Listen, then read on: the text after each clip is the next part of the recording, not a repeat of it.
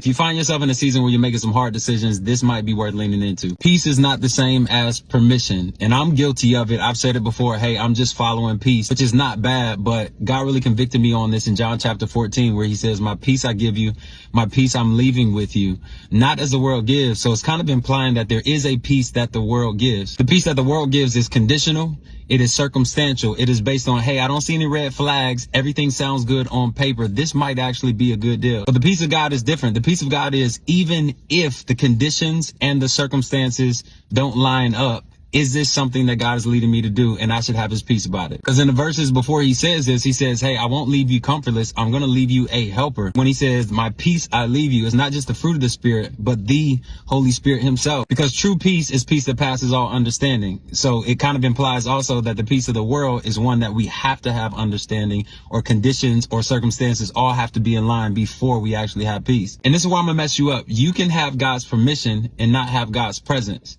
And we see this in Exodus, where God is with the children of Israel and he's like, hey, I'm actually going to give you permission to go into the promised land.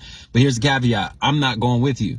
And this is the iconic moment where Moses said, if you are not going with us, then don't send us into the promised land. Because Moses recognized that the promise wasn't necessarily that we would not have problems or circumstances. The promise was that we'd never be without your presence.